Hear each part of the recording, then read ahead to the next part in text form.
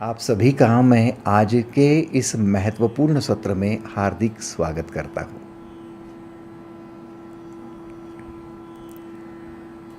मानव धर्म और ईश्वर दर्शन एक ही सिक्के के दो पहलू है। जब तक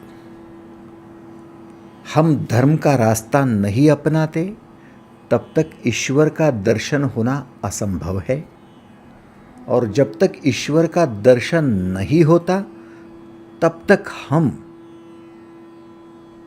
धर्म के रास्ते पर अखंड नहीं चल सकते, क्योंकि दोनों चैलेंजिंग है। जीवन को आह्वानात्मक है। सहजता से ये बातें नहीं होती है। धर्म के रास्ते पर चलना कांटे बूनने जैसी बात है, पत्थर हटाने जैसी बात है, नया मार्ग बनाने जैसी बात है, अनगढ़ पत्थर से शिल्प निर्माण करने जैसी बात है।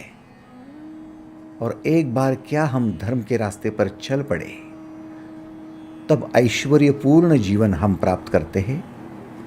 जीवन का सच्चा ऐश्वर्य दिखाई देता है। ईश्वर का साक्षात दर्शन होता है, आत्म साक्षात्कार होता है, और फिर यदि हम इस धर्म के रास्ते को टिका कर रखें तो मोक्ष तक हम पहुंच जाते हैं। मनुष्य ईश्वर तक पहुंच सकता है, डेफिनेटली पहुंच सकता है। कैसे? कैसे? तो कर्म का तत्व समझने से।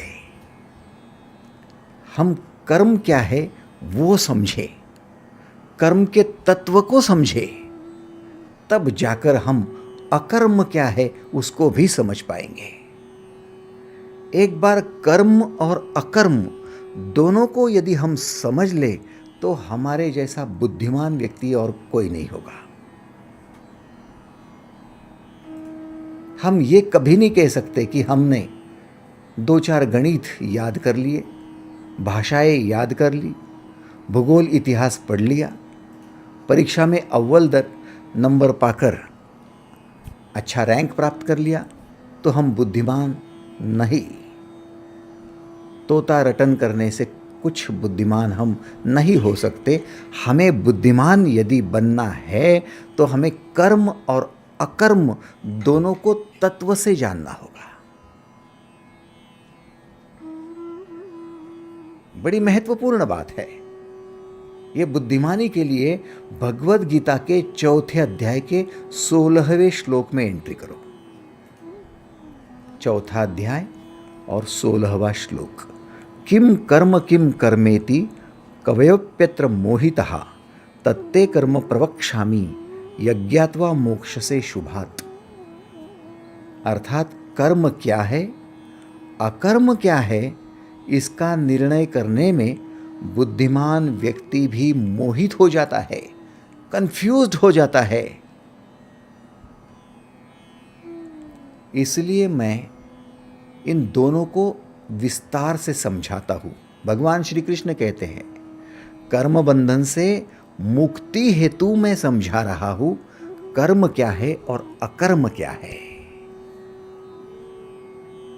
भगवद गीता के 4थे अध्याय के 16वें श्लोक में, किम कर्मेति कवयोप्यत्र मोहितः तत्ते कर्म प्रवक्ष्यामि यज्ञात्वा मोक्ष से शुभात्। मैं समझा रहा हूं क्योंकि कर्मबंधन से मुक्ति चाहिए, मोक्ष चाहिए, यज्ञात्वा मोक्ष से शुभात्। मोक्ष तक पहुंचाना है, इसलिए मैं समझा रहा हूं कर्म क्या है, अकर्म क्या है। अब कर्म की व्याख्या बस इतनी इजीली आप कर लेते हो। कर्म की व्याख्या कि भाई एक्शन मोड पर चलो, कुछ कृति करो, लेकिन थोड़े सूक्ष्म, थोड़े गहराई में जाओ तो फिर कर्म क्या है। निर्णय के अनुसार, जो निर्णय आप लेते हो उसके अनुसार आप जो शरीर की हलचल करते हो, अर्थात आपके भीतर जो ऊर्जा है उसका रेचन करते हो। बिल्कुल सीधी बात है। आप पहले तो निर्णय लेते हो कुछ करने का, और निर्णय लेने के बाद आपके कर्मेंद्रियों को, ज्ञानेंद्रियों को उसके लिए एक्टिवेट कर देते हो कि ये कर्म करना है। माने आपके भीतर जो ऊर्जा है उसका आप खर्चा करना शुरू करते हो, व्यय करते हो। तो कर्म क्या है? कर्म निर्णय अनुसार ऊर्जा का रेचन है। चलो इतनी बात तो समझ में आई कि हमने निर्णय लिया और तभी कर्म हुआ।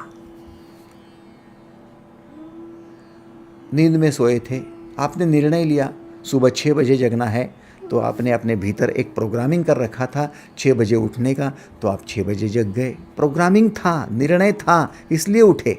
निर्णय यदि 8 बजे का होता तो 8 बजे तक सोते रहते। निर्णय 4 बजे का होता तो 4 बजे उठते।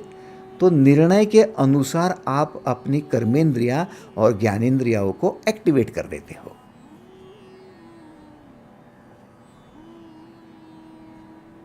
सुबह उठ गए, उठने के बाद आपने निर्णय लिया चलो फ्रेश होना है। आपने निर्णय लिया चलो नाश्ता करना है। निर्णय लिया चलो सेशन में जाना है। निर्णय लिया भजन करना है, पूजन करना है, मंदिर जाना है। निर्णय ले लिया खेलकूद करना है, जिम में जाना है, वॉटेवर। सब निर्णय के अनुसार हो रहा है, ये कर्म है। बिना निर्णय के क्या हो रहा है? अब निर्णय लेना न लेना, निर्णय लेना तो कैसे लेना, ये सब आपके हाथ में है, इसलिए कर्म आपके हाथ में है। सीधी सी बात है। निर्णय आपका है मंदिर में जाना, निर्णय आपका है जिम में जाना, या फिर निर्णय आपका है सुबह सुबह शराब पीने जाना। जैसे निर्णय है वैसे ही इंद्रिया काम कर रही है। निर्णय तो मन में लिया गया, निर्णय तो बुद्धि ने लिया, निर्णय तो चेतना ने लिया। आपकी जो चेतना है वो चेतना वहीं पर बार बार जाती है जहां आप निर्णय लेते हो। एक बार क्या बुद्धि ने ठान लिया कि सुबह हो कुछ भी हो शराब पीने जाना है, तो फिर चेतना जाएगी कहाँ? आपको क्या लगता है जबरदस्ती कोई मंदिर में लेकर जाएगा तो वहां बैठोगे? वहां भी आपका ध्यान विचार बार बार शराब खाने की ओर जाएगा, क्योंकि आपने निर्णय जो ले रखा है। चेतना वही जाती है जहां पर निर्णय लिए जाते हैं, और जहां चेतना बार बार जाती है वो चेतना की आदत बन जाती है। वहीं पर बार बार जाने की चेतना की आदत। चेतना माने विचारधारा, आपके विचार बार बार वही जाते हैं, और जहां बार बार विचार जाते हैं वही आकर्षण हो जाता है, और उस आकर्षण की वजह से आपके हाथों से वही कर्म होते हैं।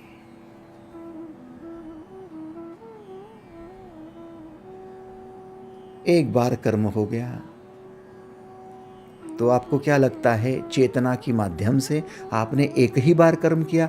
कब? जब आपने कर्म किया उस समय वो घटना तो घटित हुई जो आपने किया, लेकिन आपने जो किया वो आपके मन में संचित भी हो गया, स्टोर भी हो गया, है ना? जैसे कलेक्टर साहब ने, कलेक्टर मैडम ने किसी ऑर्डर पर साइन कर दिया, किसी आदेश पर साइन कर दिया, तो साइन की वजह से उस समय तो इम्प्लीमेंटेशन होगा ही। बाकी लोग उसके अनुसार कर्म करेंगे, जैसा आदेश है वैसा, लेकिन वो जो फाइल है वो फाइल स्टोर में भी जाएगी। आज से 2 साल बाद, 10 साल बाद जब ये कलेक्टर रिटायर्ड हो जाएंगे तब भी वो फाइल रहेंगी कि ये इनका आदेश था, प्रोग्रामिंग हो चुकी है और ऐसा होना था। ये इतिहास बन जाएगा, ये संचित बन जाएगा, ये आपके भीतर का प्रोग्रामिंग बन जाएगा। फिर से जब सिचुएशन सेम आएगी तब आपके भीतर का जो प्रोग्रामिंग है वो काम कर देगा, क्योंकि ऑर्डर दी गई थी, 2 साल पहले ऐसी ही ऑर्डर दी गई थी, अब वो 2 साल वाली पहले वाली ऑर्डर फिर से रिपीट करो। कोर्ट में निर्णय दिया जाता है, पति पत्नी का झगड़ा है, 2 भाइयों का झगड़ा है, झगड़े में निर्णय दिया जाता है, जो निर्णय दिया गया उसके अनुसार इम्प्लीमेंटेशन तुरंत हो जाता है, और वो जो निर्णय दिया गया उसकी रिकॉर्डेड फाइल अब जमा हो जाती है। 3 साल के बाद जब सेम सिचुएशन आती है तब ढूंढा जाता है रेफरेंस के लिए कि ऐसा ही निर्णय 3 साल पहले मुंबई हाईकोर्ट ने दिया था,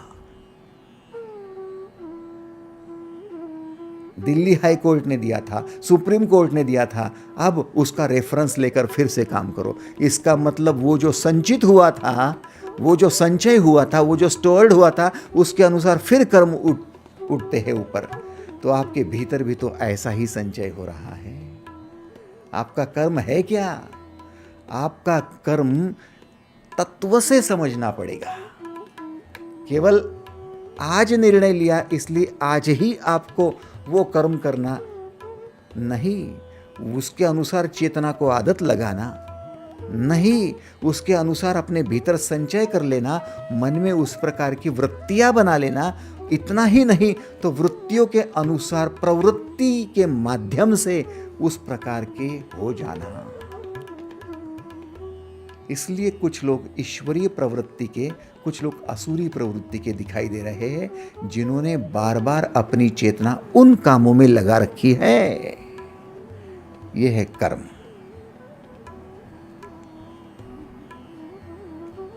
किम कर्मेति कवयोप्यत्र मोहिताः तत्ते कर्म प्रवक्ष्यामि यज्ञात्वा मोक्ष से शुभात।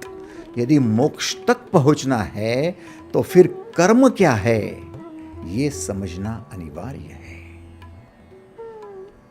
ये तो बात कर्म की हुई, अकर्म के बारे में तो और आगे चलना है।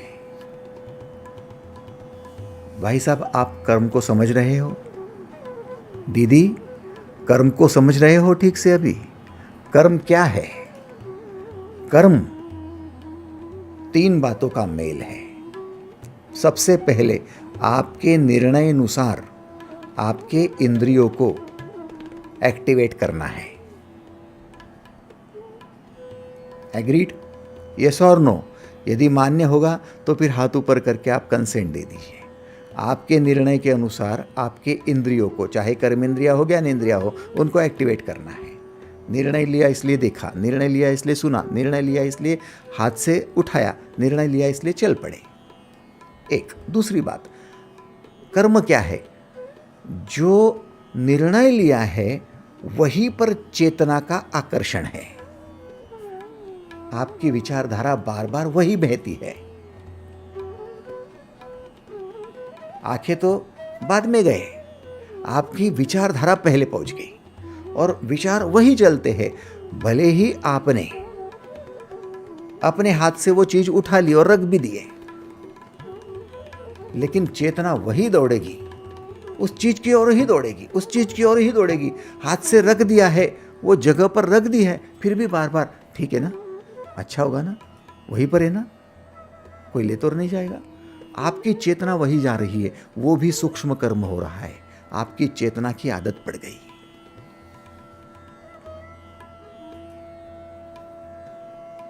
चेतना की आदत, ये भी कर्म का ही एक सबसे बड़ा महत्वपूर्ण हिस्सा है। तीसरी बात, आप जो कर्म कर रहे हो वो कर्म आपके भीतर, आपके मन के भीतर स्टोर हो रहे हैं, उसके संस्कार आपके भीतर हो रहे हैं, वे आपके भीतर प्रोग्राम हो रहे हैं, संचय हो रहा है। आप भले ही भूल गए होंगे, लेकिन आपके भीतर सबकॉन्शियस माइंड में आपने जो जो कर्म किए हैं वो सारी भीतर आपके संचित है। ये 3 बातें हो रही है। सबसे पहले आपके निर्णय के अनुसार आपकी एक्टिवेशन, दूसरी बात आपकी चेतना की आदत, और तीसरी बात आपके मन का संग्रह माने वृत्तियां। जिस प्रकार की वृत्ति भीतर बन जाती है, उस प्रवृत्ति के साथ आप जीवन जीते हो, ये संचित कर्म है। कम समय के जो आपके भीतर संचय है वो प्रारब्ध कर्म है, और अभी हाल ही के जो आपके भीतर है वो क्रियामाण कर्म है, लेकिन है तो आपके कर्म, है तो आपके निर्णय के अनुसार।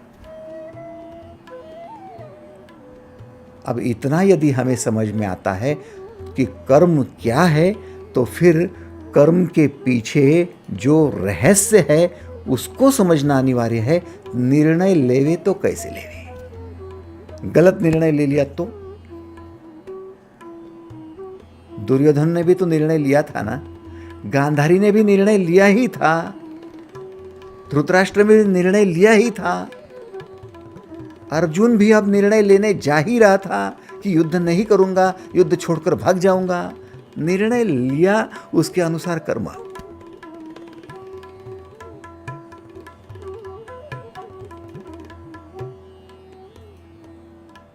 युद्ध में कृष्ण का साथ, यह अर्जुन का निर्णय, युद्ध करना यह अर्जुन का निर्णय, सब निर्णय के अनुसार हो रहा है। युद्ध छोड़कर जाना यह भी अर्जुन का ही निर्णय, इसलिए गांडीव धनुष नीचे रखकर रथ के पिछवाड़े में जाकर बैठा, सब अपना निर्णय।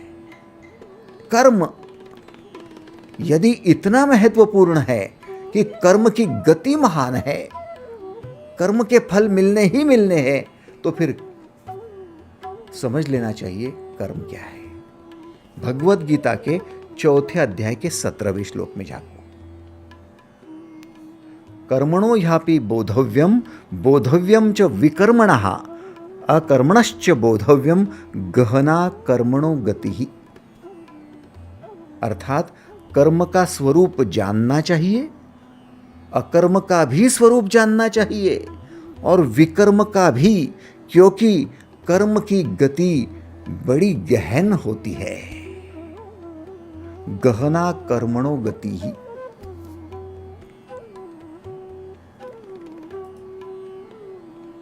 ये क्यों समझाया जा रहा है? आप धर्म के राही हो इसलिए, आप ईश्वर का दर्शन करना चाहते हो इसलिए। ईश्वर कौन? जो विरक्ति से भरा है। मानव कौन? जो आसक्ति से भरा है। महामानव कौन? जो अनासक्त हुआ है। बिल्कुल सीधा क्लासिफिकेशन कर दिया है हमने। आसक्त होंगे तो मानव कहलाओगे, अनासक्त हो जाओगे तो महामानव बन जाओगे, और विरक्त हो जाओगे तो ईश्वर बन जाओगे। मोक्ष के रास्ते जाना है ना, तो फिर आसक्ति के पीछे क्या क्या राज छुपे हुए वो देखो। सबसे पहले कर्म के प्रति आसक्ति, गुणों के प्रति आसक्ति, और कर्म ही समझ में नहीं आया तो कर्म 3 बातों से बना, ये समझ तो लिया। अब अकर्म की ओर चले। अकर्म क्या है? अकर्म प्राकृतिक आदतों को, अर्थात प्राकृतिक प्रवृत्ति को दिशा देना है। खुद को सुसंस्कृत बनाने के लिए आपके भीतर जो प्राकृतिक तत्व है, आपके भीतर जो प्राकृतिक नैसर्गिक नेचुरल तत्व है, जो नेचुरल प्रिंसिपल है, जो नेचुरल कैरेक्टर है, उसको दिशा देना है। अकर्म। भगवान बुद्ध की संहिता में, बुद्ध संहिता में देवदाह युक्त, देवदाह सूक्त जो बता रहा है कि आप अपने प्राकृतिक प्रवृत्ति को दिशा दो, सुसंस्कृत बनने के लिए, सत्प्रवृत्ति के लिए। अब ये अकर्म क्या है?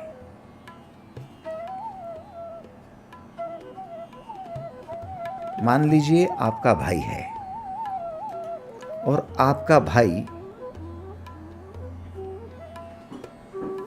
जिस प्रकार बर्ताव करता है, आप कहते हो मैं वैसा ही कर्म करूंगा। वो इंजीनियरिंग कर रहा है, मैं भी इंजीनियरिंग करूंगा। आप कहते हो वो बिजनेस करता है, मैं भी बिजनेस करूँगा। आप कहते हो कि वो इस शहर में रहता है, मैं भी उस शहर में रहूँगा।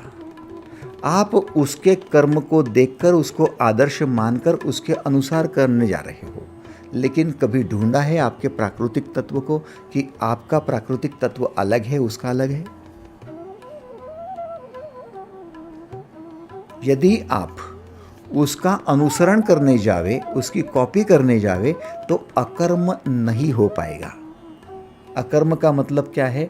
आपके भीतर से स्वाभाविक रूप से, आपके भीतर से प्राकृतिक रूप से एट ईज काम होते जाए, किसी प्रकार का तनाव न हो, किसी प्रकार का खिंचाव न हो, किसी प्रकार का दबाव न हो, लेकिन हम आकर्षित हो जाते हैं, हमारा इंक्लिनेशन होता है, हमारा व्यक्ति की तरफ, दूसरे व्यक्ति की तरफ आकर्षण की वजह से उधर झुकाव हो जाता है और हम वैसा करने जाते हैं, तो हम प्राकृतिक नहीं रहते।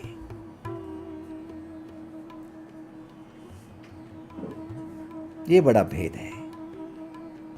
और हम जिस क्षेत्र में जाते हैं, उस क्षेत्र में जो भी लोग हमें आदर्श दिखाई देते हैं, जो लोग सक्सेसफुल दिखाई देते हैं, उन लोगों का हम अनुसरण करने की चेष्टा करते हैं। हमसे अकर्म नहीं होता। अकर्म का मतलब कर्म ऐसे करो जिससे कि खिंचाव ना हो, तनाव ना हो। क्या आपको खिंचाव हो रहा है? क्या आपको तनाव हो रहा है? क्या आप परेशान हो रहे हो? क्या दबाव हो रहा है? सप्रेस हो रहे हो आप कि ये काम करना पड़ता है, मुझे करने की बिल्कुल इच्छा नहीं है? आपके भीतर की प्रकृति ढूंढो। हमने ढूंढ ली। 4 प्रकार के कैरेक्टर है। पहला है परफेक्शन, दूसरा है डिवोशन, तीसरा है डेडिकेशन और चौथा है फ्रेंडलीनेस।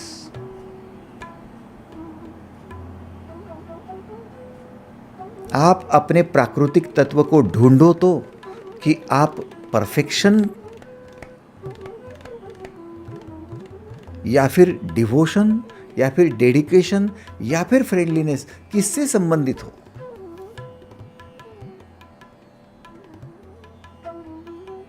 यदि आप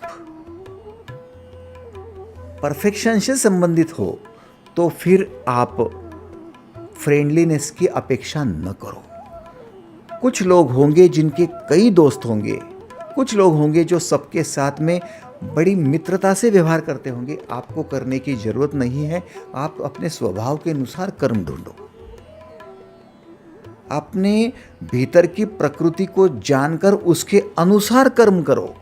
अकर्म और कर्म दोनों को समझो।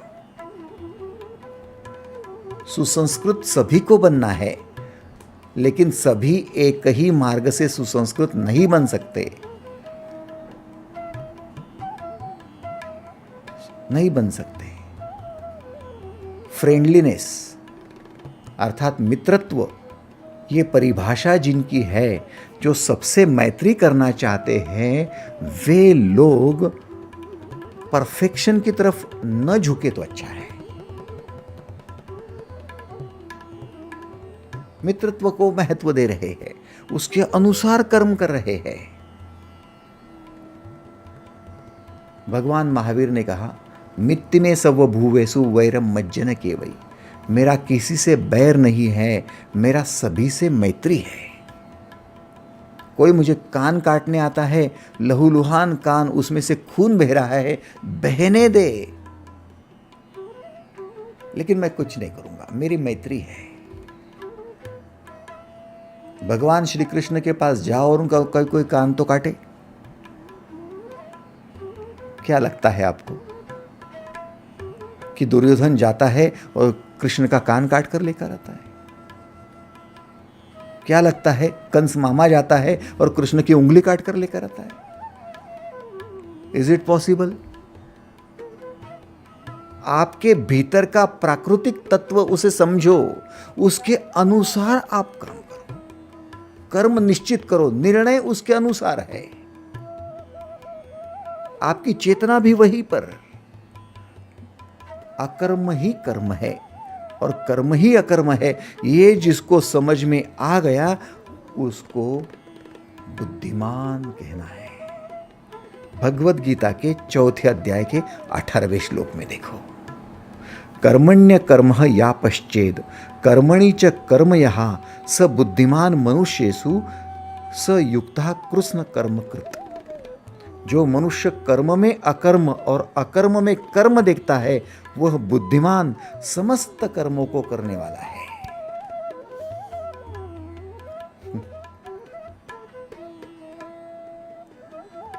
थोड़ा सोचिए तो। भगवान राम को कहा 14 साल के लिए वनवास चले जाओ। राम जी वनवास चले गए।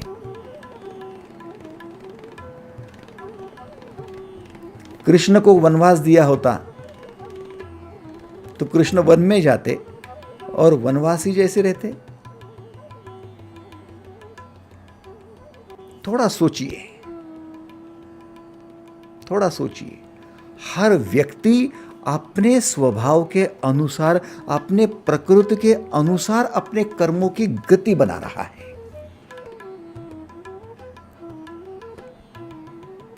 आपको अकर्म करना है, माने आपके भीतर जो प्राकृतिक तत्व है उसके अनुसार आपको कर्म करना है, लेकिन एक ही अंडरलाइन करके सुसंस्कृत बनने के लिए। बस इतना ही देखो कि आप सुसंस्कृत बन रहे हो, लेकिन किस मार्ग से? प्राकृतिक स्वभाव के मार्ग से।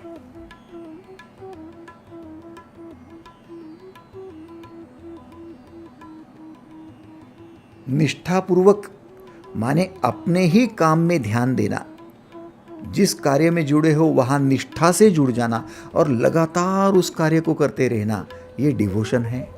आपका यदि नेचर डिवोटी है तो फिर आप डिवोशन में ही ध्यान दो। डेडिकेशन है, आपको समर्पित होना अच्छा लगता है तो हर वो कार्य करो जिसमें आप समर्पित हो सकते हो। निर्णय वो लो। जहां समर्पित होना ही नहीं है, मान लीजिए कि मेरा पैसा है और किसी और के बिजनेस में डालना है और बिजनेस वो करने वाला है, अब मेरा समर्पण क्या रहा? कुछ भी नहीं रहा। वो निर्णय लेगा, वो बिजनेस करेगा, उसने गलती कर ली तो मुझे गुस्सा आएगा। जब मैं बिजनेस कर रहा हूं और मेरे बिजनेस में मेरा समर्पण है और मैं निर्णय ले रहा हूं, मैं दिन रात उसके लिए कष्ट कर रहा हूं, फिर उस समर्पण की वजह से रिजल्ट आएंगे। कुछ गलत भी हो गया तो उसको सही करने के लिए मेरा समर्पण काम में आएगा। लेकिन मैंने पैसा किसी और को दे दिया और वो बिजनेस कर रहा है, उसके निर्णय ही चल रहे हैं और वो गलत रास्ते पर जा रहा है, उसका पैसा भी डूब रहा है, मेरा भी पैसा डूब रहा है, तो मैं रोते रहूंगा। मैंने गलत काम कर लिया, कर्म गलत हुआ। यस और नो? थोड़ा सोच लीजिए। लेकिन यदि मैं फ्रेंडली हूं और मैं मेरा पैसा किसी और को देता हूं और मेरा फ्रेंडली होने की वजह से उसके साथ शेयरिंग दिन रात होते रहता है और मास्टरमाइंड क्रिएट करके मैं भी फ्रेंड हूँ, वो भी फ्रेंड है, दोनों का मास्टरमाइंड क्या करना चाहिए, क्या नहीं करना चाहिए, कैसा बदलाव करना चाहिए, हर रोज़ यदि ये काम होते रहता है तो फिर मुझे किसी और के साथ में इन्वेस्टमेंट करना कोई बुरी बात नहीं, क्योंकि मैं फ्रेंडली पर्सन हूँ, शेयरिंग ज़्यादा करता हूँ, उसकी केयरिंग भी कर लेता हूँ।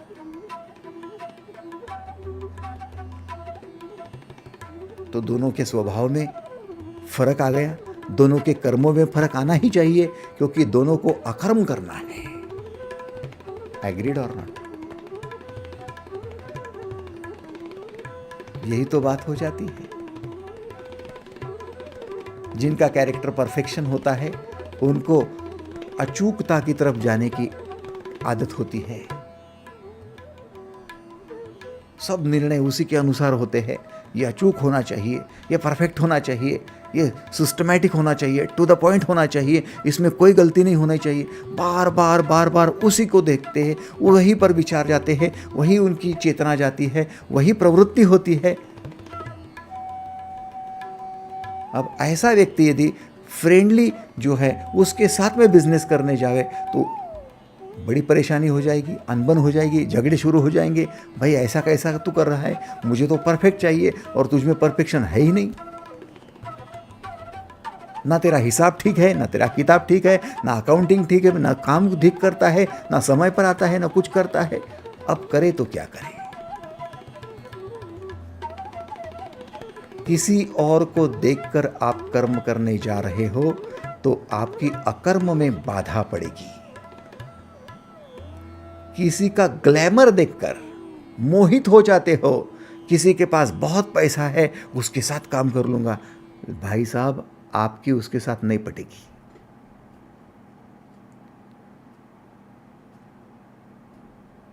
आप समझ रहे हो?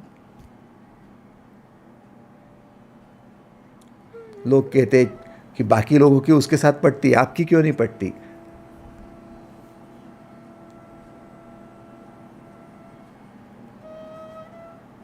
लोग इतना भी कहते हैं, दूर के ढोलक सुहावने, जब तक दूर है तब तक अच्छा लगता है, बिल्कुल नज़दीक आए तो नहीं पटती। क्यों नहीं पटती? क्योंकि उसका कैरेक्टर अलग है, आपका कैरेक्टर अलग है।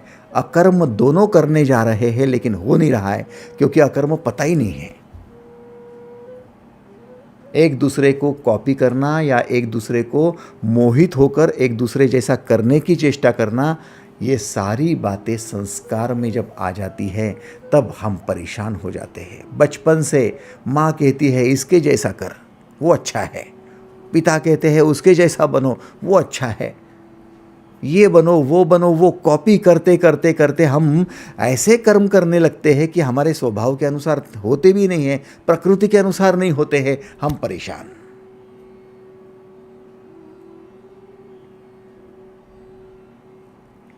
अकर्म का मतलब है अपने स्वभाव के अनुसार सुसंस्कृत बनने की आदत डालना। अपने प्रकृति के अनुसार सुसंस्कृत बनने की आदत डालना, ये अकर्म है। जो कर्म एटीज होते हैं, कुछ लोगों के पैशन आपको दिखाई देते हैं, पैशनेट होते हैं, कर्म करने में दबाव ही नहीं आता। जैसे कोई सिंगर हो या फिर खिलाड़ी हो या फिर कोई राइटर हो या फिर कोई फिलोसोफर हो, कोई भी प्रोफेशन देखो, कुछ लोग होते हैं जो लोग बहुत ज़्यादा इंटरेस्ट लेते हैं, उसमें खो जाते हैं, समा जाते हैं। क्यों? क्योंकि वे लोग अकर्म ज़्यादा करते हैं, स्वाभाविक रूप से कर देते हैं, सहजता से कर देते हैं। लेकिन वही काम कुछ लोग दबाव के कारण करते हैं, परेशान रहकर करते हैं, सप्रेशन के साथ करते हैं, डिप्रेस्ड होकर करते हैं। वीआरएस क्यों लेना पड़ता है? आपको उसमें इंटरेस्ट है इसलिए। क्यों जॉब को स्विचिंग करना पड़ता है? इंटरेस्ट है इसलिए। क्यों रिश्ते तोड़ने पड़ते हैं? इंटरेस्ट है इसलिए। क्यों एक दूसरे के साथ अलग होना पड़ता है? इंटरेस्ट है इसलिए। नहीं, आप वहाँ दबाव में हो, वहाँ परेशान हो, आपको प्रेशर आ रहा है। प्रेशर लेने की जगह अलग होना कोई बुरी बात नहीं है। अलग हो जाओ, भले वीआरएस ले लो, स्विचिंग कर लो, लेकिन अब फिर से वो गलती मत कर लेना जो पहले की थी। रिश्ते तोड़ो, लेकिन फिर से वो गलती मत कर लेना जो पहले की थी। अब अकर्म क्या है ढूंढो, अपने स्वाभाविक, अपने प्राकृतिक भीतर की कैरेक्टर को समझो और उसके अनुसार सुसंस्कृत होने की आदत डाल दो।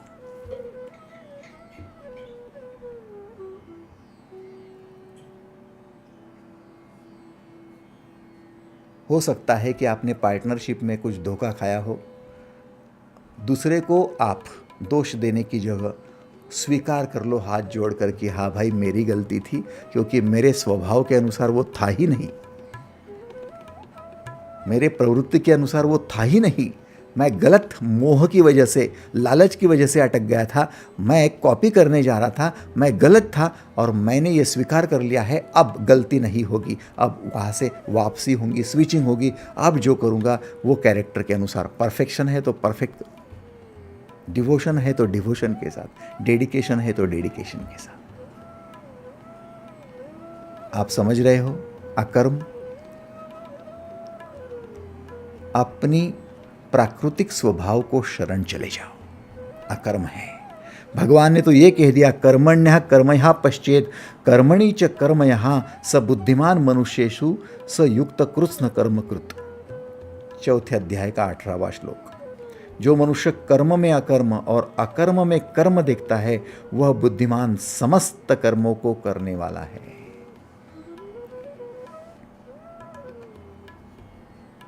सबसे पहले तो ये देखो कि आप जो कर्म अभी हाल ही में कर रहे हो वे कर्म आपके कैरेक्टर के अनुसार है या नहीं है। अभी तक भले ही हुए होंगे, नहीं हुए होंगे, आपने इसका उसका देखकर मोह में अटक कर लालच में आकर और किसी की कॉपी करने से किए होंगे, लेकिन अभी के कर रहे हो क्या? या फिर कितने लोग हैं जो अकर्म करने को तैयार है, माने अपने स्वभाव को समझकर वैसे कर्म करने को तैयार है कैरेक्टर के अनुसार? वे हाथ ऊपर करें। थैंक यू, धन्यवाद धन्यवाद। अब भगवान श्री कृष्ण ने कहा समस्त कर्मों को करने वाला, अर्थात आपको केवल एक ही कर्म नहीं करना है। परफेक्शन यदि आपका कैरेक्टर है तो फिर आपको सिर्फ टीचर है तो परफेक्टली टीचिंग करना है ऐसा नहीं, आपका परफेक्शन हर जगह हो। घर में जो चीजें रखी उसको भी परफेक्टली रखो। नोट्स निकाल रहे हो, परफेक्टली निकालो। आप ड्राइविंग कर रहे हो, परफेक्टली ही करो। आप वस्त्र पहन रहे हो, वो भी परफेक्टली पहनो। आप आपके हर कर्म, समस्त कर्मों में परफेक्शन आने दो, तब मोक्ष की तैयारी होगी। आप टीचिंग कर रहे हो वो मतलब का नहीं है, टीचिंग छोड़ भी देना पड़ा तो फर्क नहीं पड़ेगा, आपका परफेक्शन नहीं छूटना चाहिए। जैसे एपीजे अब्दुल कलाम कभी तो पायलट है, कभी तो राष्ट्रपति है, कभी तो प्रोफेसर है, या कभी तो साइंटिस्ट है। आपको लगेगा ये तो स्विचिंग कर रहे, इधर जा रहे उधर जा रहे, लेकिन उनके भीतर जो कैरेक्टर था वो कैरेक्टर जो का त्यों है। कैरेक्टर को ना छोड़ो, आप हर जगह अपने कर्म करो, सोशल, इंडिविजुअल, फैमिलियल, आपके हर प्रकार के कर्म होंगे लेकिन कैरेक्टर के साथ ही होंगे। आपके चरित्र की निर्मिति केवल एक बात से नहीं होती। तेंदुलकर की निर्मिति केवल क्रिकेट खेलने से नहीं होगी, वो आम आदमी के लिए हो गई कि क्रिकेट खेलते हैं, लेकिन क्रिकेट यदि परफेक्टली खेलते हैं तो बिजनेस भी परफेक्टली करके दिखाओ। पत्नी के साथ रिलेशन भी परफेक्टली हो, बच्चों को संस्कार भी परफेक्टली हो, हर बात में परफेक्शन में आ जाओ, तब जाकर चरित्र की निर्मिति होती है।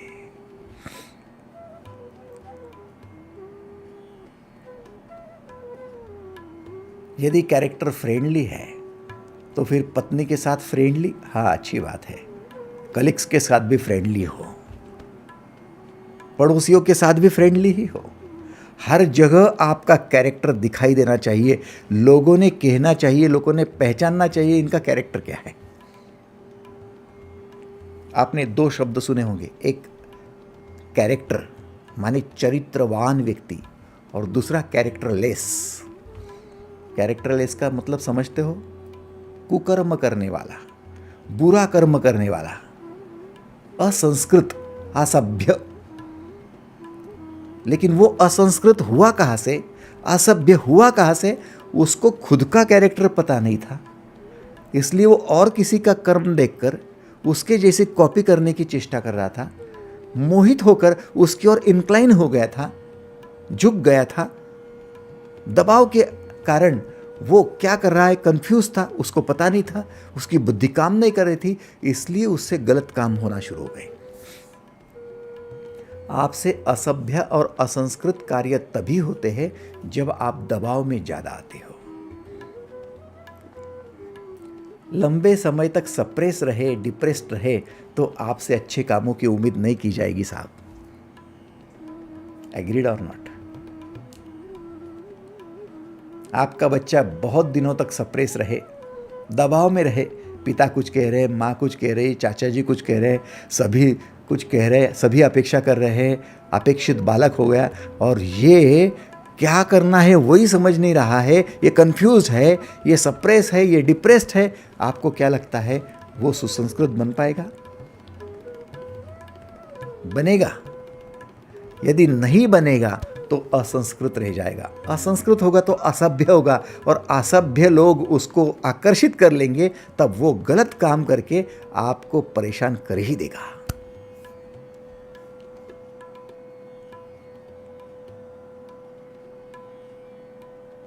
यही तो आश्चर्य है। अचानक से कोई बलात्कार नहीं होते साहब, अचानक से कोई खून खराबा नहीं होता, अचानक से कोई गैंगस्टर नहीं बनता, अचानक से कोई डकैत नहीं बनता, अचानक से कुछ भी नहीं होता है। वो अकर्म क्या है जानता ही नहीं है, वो रहस्य जानता ही नहीं, इसलिए वो हो जाता है। भगवान बुद्ध ने वही कहा था देवदाह सूक्त में कि आप अपने प्रकृति को पहचानो, अपने चरित्र को पहचानो, अपने शील को पहचानो।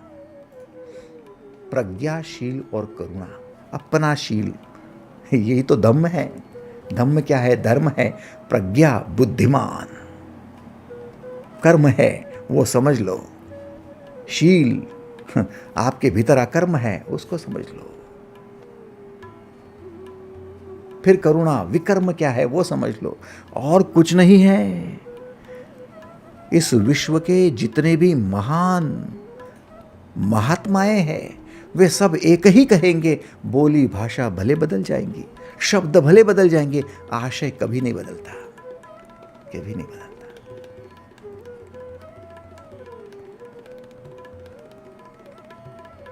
इसलिए ढूंढो अपने आप को, अपने कैरेक्टर को ढूंढो और कैरेक्टर का उपयोग सुबह से लेकर शाम तक हर चीज में करना, हर चीज में। यदि डिवोशन है तो ऐसा नहीं है कि मेरा डिवोशन मेरे केवल एक ही काम में होगा, हर जगह डिवोट करना पड़ेगा, निष्ठा हर जगह। डेडिकेशन है तो हर जगह डेडिकेशन, बस डेडिकेशन के लिए ही जन्मा हूं, डेडिकेशन के साथ ही आंखें बंद करूंगा। यही मेरा कैरेक्टर है।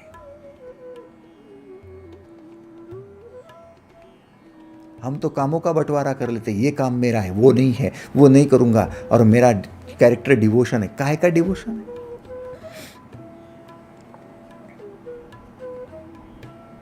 यदि डिवोटी है तो बना के दिखाओ हर कर्म में। एग्रीड और नॉट? कुछ लोगों ने बांट लिया, मैं हनुमान जी का डिवोटी हूं, लक्ष्मी का नहीं, लक्ष्मी का हूं, दुर्गा का नहीं, दुर्गा का हूं, सरस्वती का नहीं, उनका हूं, विष्णु का नहीं, इसका हूं, उसका नहीं। क्या लगता है वो डिवोटी है? मैं सिर्फ काम ही देखूंगा, बिल्कुल पत्नी में डिवोशन नहीं होगा, उसके साथ निष्ठा नहीं होगी। रावण ने वही तो किया। रावण का डिवोशन था इसलिए सोने की लंका बना पाया, लेकिन पत्नी के साथ निष्ठा कहाँ थी? मंदोदरी को छोड़कर सीता जी की तरफ कुदृष्टि से देख रहा है, कामना की वजह से। क्या हुआ? कर्म बिगड़ गए, असंस्कृत हो गए, असभ्य हो गए, और उसी की वजह से पूरा जीवन खराब हो गया। आज तक कोई अपने बच्चे का नाम रावण नहीं रखता, नाम तक दूषित कर दिया। थोड़ा समझ लो, कर्म की गति गहन है अर्जुन, इसलिए कर्म और अकर्म दोनों को समझो। कर्म यदि अच्छे होने हैं तो फिर आप अपने कैरेक्टर को इंपॉर्टेंस दो। कर्म से भी ऊपर कैरेक्टर है।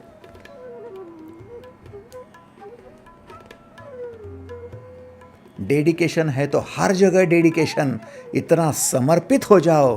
दीदी, यदि आप डेडिकेटेड हो तो फिर आपको परिवार में डेडिकेट करना है। गर्दन चाहे कट जाए, लेकिन मैं मेरे डेडिकेशन को समर्पिता पत्नी के रूप को नहीं छोड़ूंगी। समर्पिता हूं।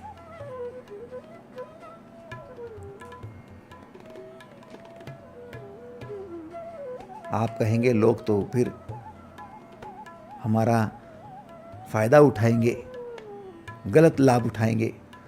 आप यदि चरित्रवान बनते हो तो आपका कोई फायदा नहीं उठा सकता साहब, कोई नहीं उठा सकता।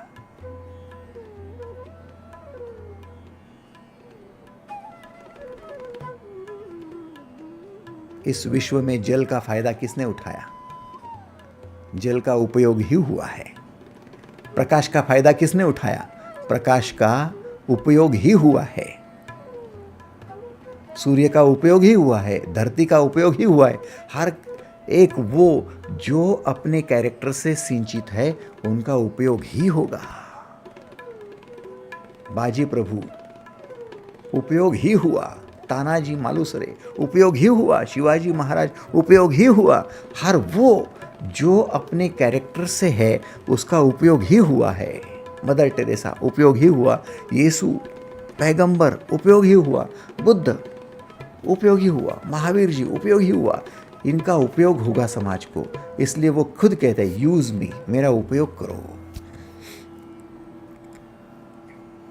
अकर्म, प्राकृतिक स्वभाव को अपनी आदत बनाओ और सुसंस्कृत बनाओ। तैयार हो? यदि तैयार हो तो एक बार कंसेंट दे दीजिए। धन्यवाद, थैंक यू, थैंक यू। अब तीसरी बात रह गई, विकर्म। क्योंकि अर्जुन को कहा था ये तीनों बातों को जानना चाहिए।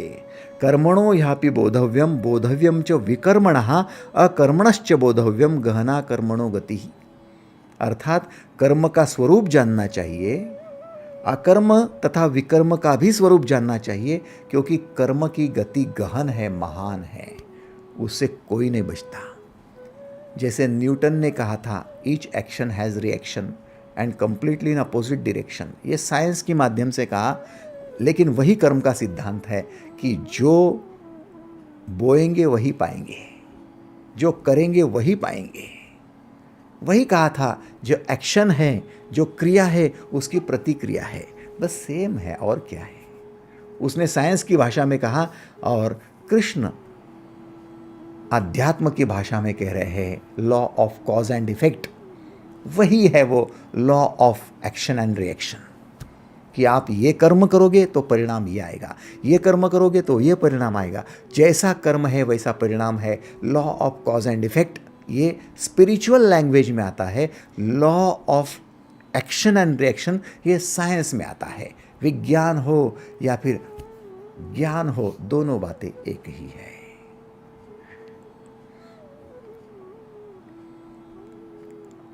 इतना यदि कर्म का रास्ता स्पष्ट है, उसकी गति इतनी गहन है, तो फिर विकर्म भी समझ लो क्या है।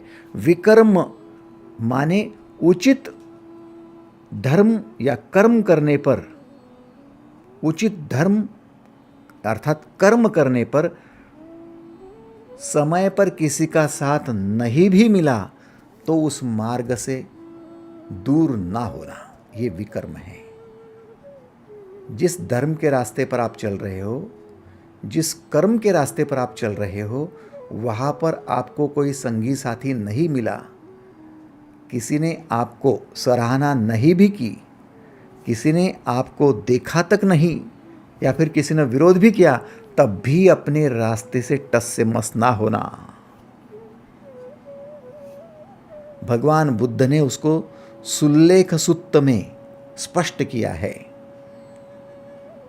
सुल्लेख सुत्त ये बता रहा है कि उचित धर्म करने पर और किसी का साथ न मिलने पर भी अपने मार्ग से विचलित न होना, ये है करुणा, कंपैशन। धम्म क्या कहता है? 3 बातें कहता है भगवान बुद्ध का। सबसे पहले प्रज्ञा, जो आपको कर्म में गति देता है, सद्गति देता है। दूसरा है शील, माने आपके चरित्र का उपयोग करो और अकर्मी हो जाओ, जो हो रहा है वो सहजता से होने दो, ये आपका शील है, आपका चरित्र का निर्माण है। दूसरे के दबाव के नीचे आकर मत करो। और तीसरा है करुणा, इतनी करुणा में बरतो, इतनी करुणा बरसाओ खुद पर, दूसरों पर, कि जो मार्ग धर्म का है, जो मार्ग अच्छे कर्म का है, सुसंस्कृत बनने का है, न उसे छोड़ो न उसे छुड़वाओ। आपका बेटा यदि धर्म के रास्ते पर चल रहा है तो इतनी करुणा बरसाओ कि उसे उस धर्म के रास्ते भटकाओ नहीं। वो धर्म के रास्ते पर ही चले। चाहे आपका उसमें हित होता हो ना हो, लेकिन वो धर्म के रास्ते पर है, शांति के रास्ते पर है, प्रगति विकास के रास्ते पर है, तो जरूर उसे उस धर्म के रास्ते पर लाओ। यदि नहीं है तो फिर करुणा बरसाओ, उसको धर्म के रास्ते पर लेकर आओ। भगवान बुद्ध को लोगों ने कहा था उस रास्ते मत जाओ, अंगुलीमाल है वहां। बोले अंगुलीमाल क्या होता है? बोले जिसने अपने गले में लोगों की उंगलियों की मालाएं लटकाई है, एक आदमी को मारने के बाद एक उंगली माला में पिरोता है और लंबी, बहुत लंबी उसकी माला बन गई है। वहां जाओगे तो वो आपको मारेगा, काटेगा और आपकी उंगली उसकी माला में पिरोएगा। वो रिकॉर्ड बना रहा है कितने लोगों को मैं मारता हूँ। उसके रास्ते पर उसकी माँ भी नहीं जाती है। बुद्ध ने हंस दिए, बोले चिंता मत करो, करुणा बरस रही थी, उसको धर्म के रास्ते पर लाना ही है ना। निकल पड़े, विकर्म है। अंगुलीमाल के पास पहुंचे। अंगुलीमाल ने जैसे ही कुल्हाड़ी उठाई मारने के लिए, बुद्ध हंस दिए। बुद्ध का शांत निर्मल चेहरा, प्रसन्न चेहरा। अंगुलीमाल कहता है आज तक मैंने लोगों को मुझसे डरकर भागते हुए देखा है, पहला व्यक्ति है जो मुझे देखकर हंस रहा है, प्रसन्न है, शांत है, कोई डर नहीं लगता। बोले डर तो तू रहा है, मैं किससे डर रहा हूं? मुझे मारने से डर रहा है, इसलिए तो प्रश्न कर रहा है, अदरवाइज अब तक मुझे मार डाला होता। बोले हाँ डर तो लग रहा है क्योंकि तू बिल्कुल अलग आदमी लग रहा है। बोले अलग इसलिए हूं क्योंकि मैं कर्म क्या कर रहा हूं जानता हूं, उसका परिणाम जानता हूं। बोले मुझे भी समझा दो। जब समझ में आया तब अंगुलीमाल शिष्य बन गए। अंगुलीमाल जब शिष्य बन गए बुद्ध के, अब तक बन गया था क्योंकि वो अंगुलीमाल था, अब नया जन्म हो गया। अब बुद्ध बन गए, अंगुलीमाल बुद्ध। जब ज्ञान पा लिया तो बुद्ध ने कहा जाओ लोगों में जाओ। लोगों में गए तो अब जिनके परिवार के लोगों को मारा था वे लोग अंगुलीमाल को मारपीट करने लगे, लहूलुहान करने लगे। अंगुलीमाल हंसता था, उसकी शांति देखकर लोग भी भाग जाते थे। विकर्म है। आप जब धर्म के रास्ते पर चलो, आप जब कर्म के रास्ते पर चलो, प्रगति विकास और शांति के रास्ते पर चलो, तब यदि कोई आपके साथ नहीं होता है या फिर कोई विरोध करता है या फिर कोई लहूलुहान भी करता है तो धर्म के रास्ते से दूर नहीं होना। ये विकर्म है, ये विकर्म है।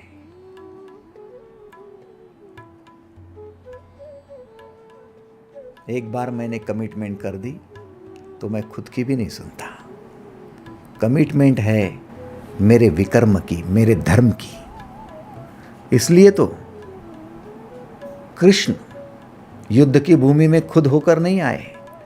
अर्जुन ने कहा चलो, फिर कृष्ण ने निर्णय लिया कि एक तरफ मेरी कंप्लीट नारायणी सेना होगी और एक तरफ मैं निहत था। अर्जुन ने चुना कृष्ण को, निहत था कृष्ण चुना, और दुर्योधन ने चुना पूरी नारायणी सेना। अब कृष्ण जब निर्णय ले लिया, धर्म का निर्णय था, शांति प्रगति का निर्णय था, तो चले आए युद्ध की भूमि में। अब युद्ध की भूमि में चले आने के बाद अपने स्वभाव के अनुसार, अपनी भीतरी प्रवृत्ति के अनुसार हर चीज को परफेक्ट करने में लग गए। परफेक्शन के लिए उसको ज्ञान देने लगे, ज्ञान भी दिया। अब चाहे तो अर्जुन कह रहा था कि चलो छोड़ देते हैं, तो कृष्ण कह सकते थे कि चलो निर्णय तुम्हारा ही था, निर्णय बदल दिया, चलो वापस चलते हैं, छोड़ देते।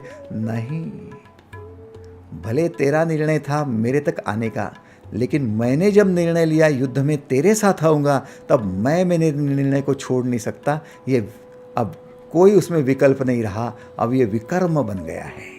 जहाँ विकल्प नहीं होते हैं वहाँ विकर्म होते हैं। अब कोई ऑप्शन नहीं है। मैंने निर्णय ले लिया, युद्ध होगा, अब तू नहीं करेगा तो मैं करूँगा, लेकिन युद्ध तो अब होगा। सोचो, ये विकर्म है। धर्म के रास्ते पर एक बार चल पड़ो तो जिसने आपको उस रास्ते पर लाया है वो भले निकल जावे, आप मत निकल जाना।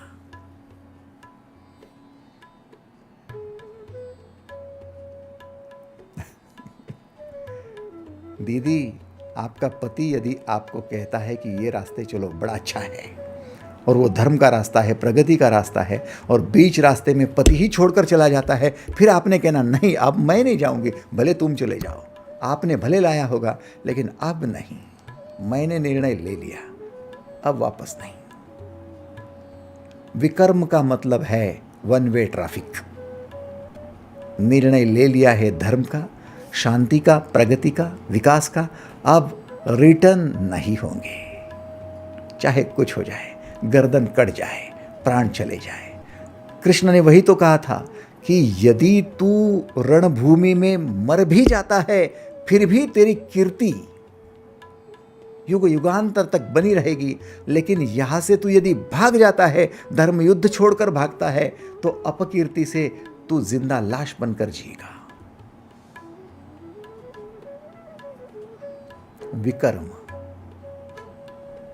सबसे पहले कर्म आएगा कि निर्णय लो, चेतना की आदत डालो और भीतर स्टोर करो अच्छी वृत्तियां, ईश्वरीय वृत्तियां। दूसरा आएगा अकर्म कि अपनी कैरेक्टर को ही महत्व दो और सभी कर्म करो कैरेक्टर के अनुसार।